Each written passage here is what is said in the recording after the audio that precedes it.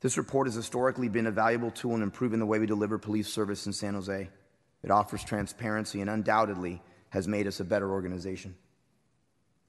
This year's report shows complaints on San Jose officers continuing to go down and accountability through discipline going up. As a chief leading the most thinly staffed police agency of any major city in America, in some of the most challenging times for police in our country, I could not be more proud of every man and woman that puts on this uniform. This community should be equally proud. What should be the overall takeaway from a police oversight report showing increased accountability and fewer complaints is that our system is working. One of the things that struck me is I expect our investigations by our Internal Affairs Division to be complete, thorough, fair, and objective. I know the council in this community expects the audits of those investigations by the IAPA's office to fit the same criteria. Our response to some of the reports characterizing of this police department and the interpretation of them, some of the statistics does contain some umbrage, but that's because I also expect the audit of this police department to be complete, thorough, fair, and objective. I want to thank the rank and file of this police department, who by any measure are doing an unbelievable job protecting and serving this community. And I want to ensure the community of San Jose that we are never moving backwards. We are moving forwards. And I guess the problem is you're presenting statistics as if somehow or another we should draw an inference from a conclusion, when I know that if there was just any change in any variability of one person and one incident in any of those categories would lead to a completely different conclusion. If you had one white person go to jail, or if that 1 out of 15 Latino individuals didn't go to jail, you'd have a different conclusion that you draw from this data. And so, in other words, it's not terribly robust. And so I would just encourage you to look carefully at data like this and ask yourself, is this data from which we can really draw a useful conclusion that will serve as the basis of action? Or is this the kind of data where one single incident, given the fact we're dealing with very small numbers, is likely to alter what you present? And if it's the latter, then, hey, move on. Let's focus on the big stuff. Because I think anytime you're talking about race, it rises to the top. And I'm concerned that people draw conclusions from stuff like this that are not warranted.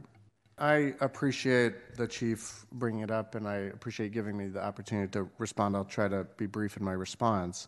I think the criticism is fair. I think the use of statistics rather than or percentages rather than numbers, I can see now that was misleading.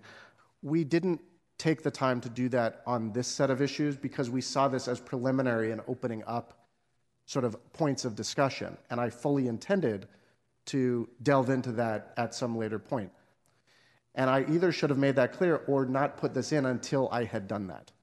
And thank you for raising that, and thank you for sort of owning up to that, Aaron. Is it possible to get that amended or footnoted or some sort of addition to reference what it is that you've just stated in regards to some of that data, or even get the numbers changed? I am very disinclined to modify the report. I guarantee you, council member, there are other inaccuracies in this report. We cannot be perfect. We can't get it right. I hope that there's a trust that I did not purposely mischaracterize or mislead. So this is a good lesson learned for a new IPA. But I need to speak for the rank and file. Either this process is going to be deemed credible by my men and women, or it isn't. And so I'll leave it at that. I'm asking for the amendment here, if you understand what it is. Obviously, right, what the amendment is in regards to this one particular section on page 35, that the data be changed, and maybe we go to referencing real data, or we go to denoting that differently or explaining it rather than the percentages that were used, as Aaron acknowledged. And then I can accept the full report. I think the IPA is acknowledged, and I believe used the term misleading to describe it. And when you're dealing with data that is this small a number in the denominator, it's subject to wild swings with any one incident. And so my concern, just to be blunt, is this is what gets quoted in the newspaper. This is what litigants use, quoting official city documents when they're involved in litigation against us.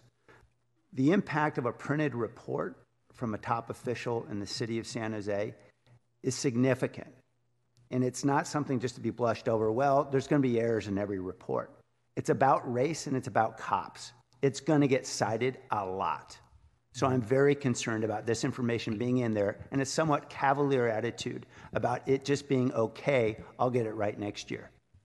I'm certainly not comfortable with taking out all of this data, but I agree with you, Mayor, that... Yeah, let me be really clear. I never asked you to take data out. What I asked you was to insert raw data, and that's what I'm which saying. is far more accurate and far less misleading. On the motion then, let's vote.